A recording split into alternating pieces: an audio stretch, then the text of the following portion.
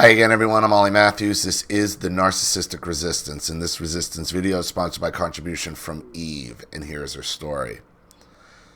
I was thinking about suicide before I started this letter. Then I watched some of your videos, and you say over and over that they have to be exposed. No way I'm killing myself and letting them dance off in the sunlight. Well, I'm glad you wrote to me then. It's not worth it. They win, you kill yourself. They win. No one ever believed me when I told them what she did to me. This is my first time telling anything public. I've been watching your videos for a few years now. I was always afraid to tell mine. It's long, complicated, and it sounds like the tale of a great fiction writer. The reason I am today deciding to do this is because I am a mother, and the abuse I suffered has trickled down to every child I gave birth to, and I have to fight all of these people on my own. They've taken everything. I have nothing. They tried to destroy me. I barely made it out alive. Now I'm lost, broken, alone. I have nothing else to lose. My reputation is ruined. My family is split up, and the narcs are feeding off the wreckage from the spoils of war. My children. That's what your children are, the spoils of war. That's what they end up being. Something happened last night, and today after I woke up, I can't keep this stuff in anymore. Ollie, I have no one to go to about this. I know I messed up real bad, but I don't know how to fix it. I'll start in the beginning. My mother was born in Brooklyn, New York, one younger sister by 2 years. My grandmother had moved to Houston shortly in the mid-70s. You know, I'm continuing to seeing a theme on my channel with narcissism and people moving to fucking Houston. Like, I don't know what it is with that city. I don't know what it is, but it just keeps coming up over and over and over again. Houston, especially in black families. And Eve, I'm assuming another black female based on her email address and all. It's pretty obvious to me. I don't know what's in Houston that's drawing these narcs there, but it's been like that for a while. I don't understand it. But for some reason, Houston, we have a problem. Maybe they're talking about narcissism because there's so much of it ends up in that goddamn city. I just don't get it. Growing up, my mother was known for fighting. She stood out more because she was, in her words, light-skinned, bow-legged, and short, 4'11", and had a nice shape and good hair, etc. So, obviously, another black female fighting in the street. And what I think, Eve, is you've gotten caught up in the typical black mother abuse, inner-city black mother abuse that goes on and it is directed at their daughters. You know, the usual narc, I'm gorgeous and everyone else is jealous of me BS. I had to hear that a lot growing up. My grandmother was very fair-skinned with reddish blonde hair. So every one of her siblings, very, very light curly hair, slanted eyes. My aunt, on the other hand, is dark. Conversations with her as a child was always about her. How light she was, how every woman was jealous of her, and fighting. This is within the black community.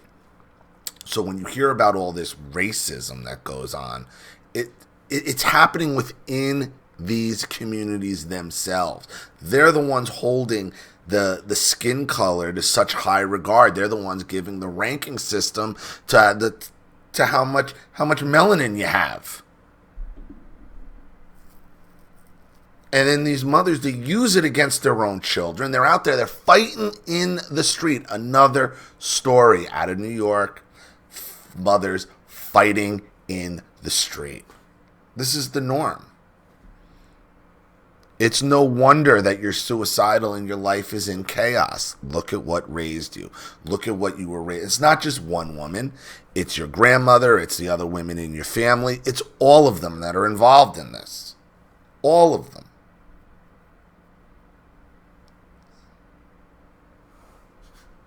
She raised me off and on when I was little. The earliest memory I have of her is when I went in the kitchen to ask for a wiener. She used to give them to me and my brother to shut us up. I knew she wasn't cooking. Anyway, when I went in and my little brother's dad was standing there and so was she, I asked her for the wiener. They both got this look on their face like they were laughing at me. I was only 3. I didn't get it.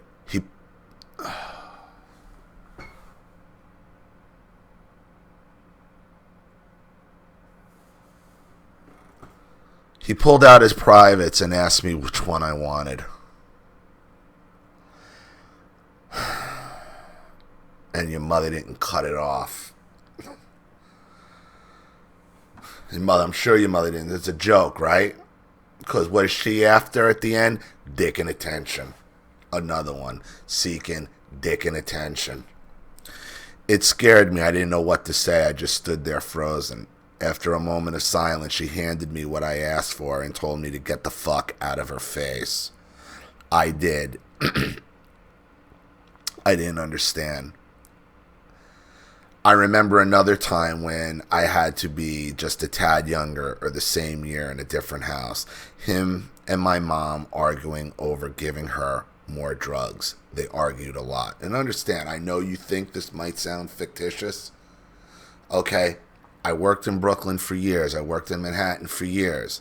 Okay, Fulton Street, Kings Plaza. Okay, I've witnessed over and over on a daily basis these women abusing, they abuse their children out in public, like get the fuck out of my face, beating their kids in public. I've had it with, I must have heard, okay, after a scene witnessed and heard, after a beating, after these mothers beating their children, I'm sick of this little every time. 5 times a day. I've seen it. I know what goes on. Witnessed it. Nobody says anything. Nobody steps in to stop it. You step in to stop it, you're the asshole. I couldn't certainly step in to stop it, and nobody else would step in to stop it. Other black people would cheer them on. Yeah, that's what they need.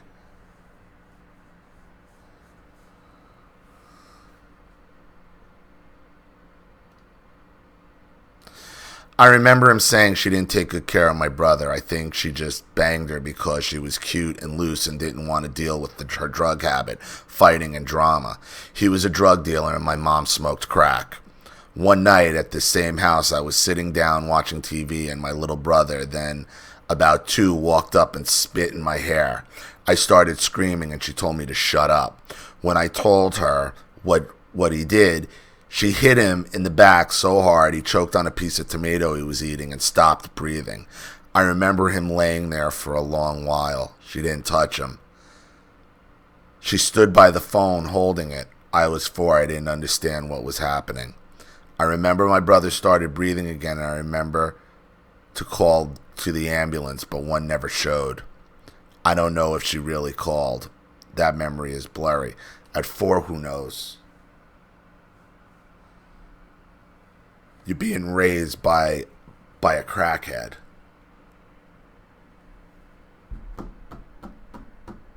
Who's only after dick attention and crack. That memory is blurry. Another time my brothers had what was severely burned with... Oh, wait, hold on. Another time my brother's hand was severely burned with an iron. He was a baby then too, crawling. The hot iron plugged up on the floor. I walked out of the room for just a moment and the iron ended up in his hand. I was about 2 then. My brother did the same thing because my mother was fucking day drinking and on the phone. Okay, and she left the iron, and he came right up and he grabbed it and got second and third degree burns all over. Oof, that was brutal. The smell of skin, that was brutal.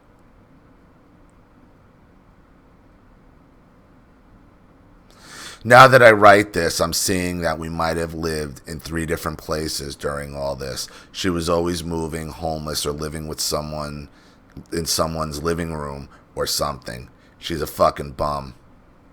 The iron burned him so badly that even at 30, the scar is still real bad. It covers up the whole top of his hand. When my brother was still little, I think 3, not too long after he showed me his junk, he was killed in a car wreck. Memorialized by his family as a good man and a great drug dealer. To my mom, the love of her life. Nobody gave a damn about me. Not long after his death, the family got to bed together and took the boy child. She cried that song to anyone who would listen, that they stole him from her, yet she was still going to church with these people and family functions. She just didn't want the responsibility. They didn't steal shit. A little birdie told me that my mom willingly signed the paper and received money for it. That little birdie was my big mouth aunt. Yeah, she gave him away. My childhood was filled with sexual abuse, almost always by people she knew. She would tell me stories when I was about 6 about women having sex with animals, snakes, rats, dogs, and horses, in detail. It was gross. Why would she tell me about that? Because she's trying to ruin your life and scare the shit out of you, because that's what black mothers do.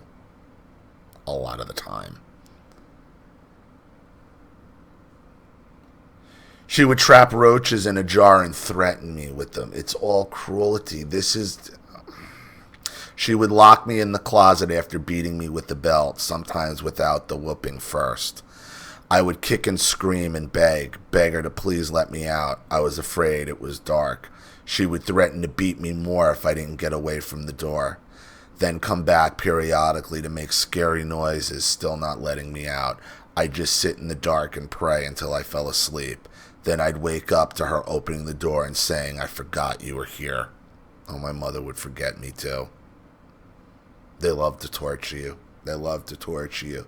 There is an added level of cruelty that goes on that, has been ingrained in these mothers to just destroy their children and to keep perpetuating the violence and perpetuating the nonsense, to keep them dependent, to keep them in the cities, to keep them from succeeding, to keep them in this state of mind for the rest of their lives, and hopefully they carry it on generation to generation.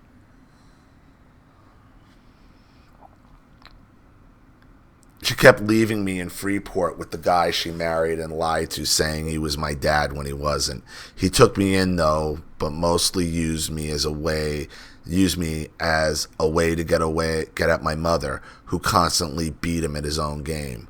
She literally tried to beat him, Ollie.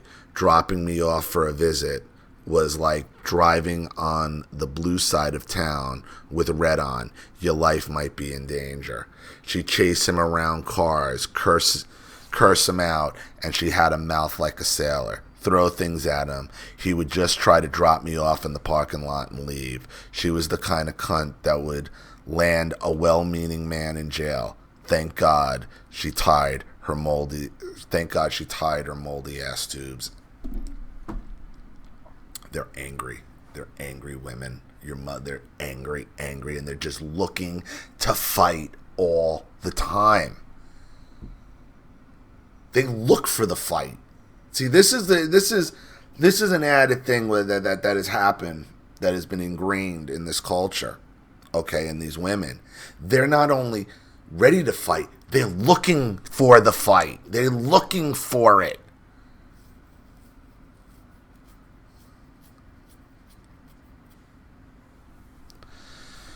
If someone wanted to give me candy, I had to ask her if I could have it first. She'd tell me yes in front of the person. Then when I got home, she would make me drink castor oil.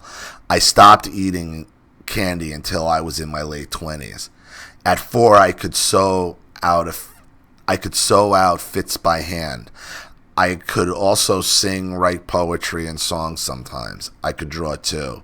She knew all of this. One day I stopped and never did any of them again. I was very articulate and intelligent. I impressed adults when I talked to them, southern politeness, and carried myself, in her words, like a young lady. When I became a young lady, things got much worse, because then she sees you more as competition as you get older. She just wants to destroy you. She just wants to fight. She just wants to be angry, because she hates herself, because this is what was ingrained in her.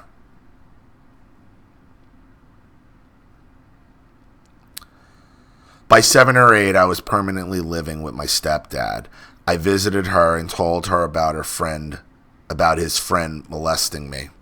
She created a scene. My stepdad didn't believe me. He told me he didn't believe me to my face. He came again to pick me up, and when I opened the car door, the guy who had molested me was sitting in the front seat. I started freaking out, and my mom had to get me and bring me back inside. She told my stepdad to leave because she wasn't letting go with him in the car. So he drove back to Freeport to drop off his friend and came back to pick me up. I wouldn't see my mom again physically until I was 13. Wow.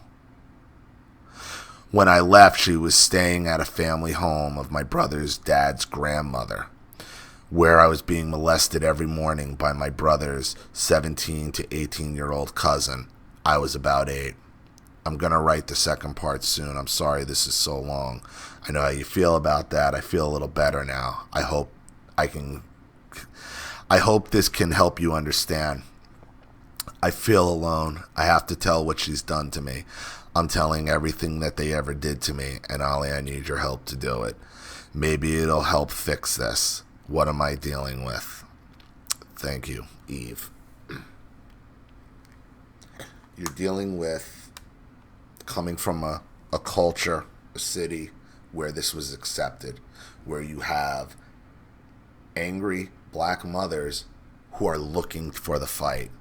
They're so aggressive and they're so looking for the fight, and they are angry at all of their children, but especially their daughters. They want to destroy their daughters. And the added problem you have, as do most of the black women or black men who come to me with these issues, they're from inside their families where it's cultural, and your story's not that much different than all the other black women who come and write in, and even some black men. Okay? Your biggest problem comes from within the community, because it's going to have nothing to do with the abuse. Okay? It's all going to come down to you're turning on another black person. You're turning on your black mother. You're a sellout. You're an Uncle Tom. You're this. You're trying to act white. You're that.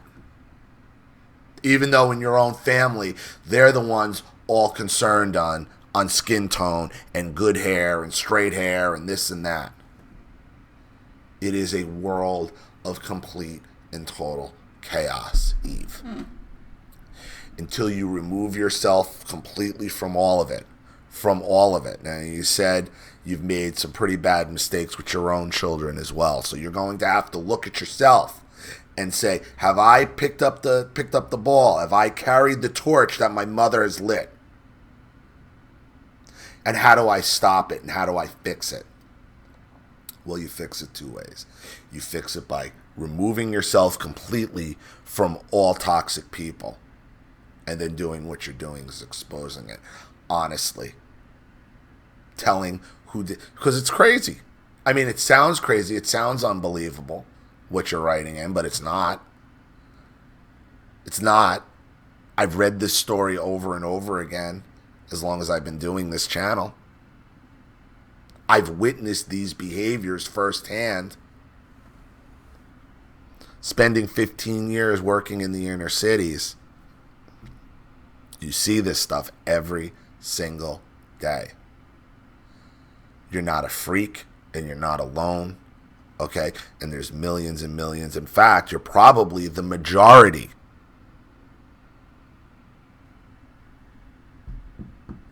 You're the majority of black women in 2018 at this point.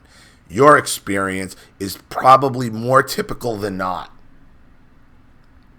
growing up in the black inner city.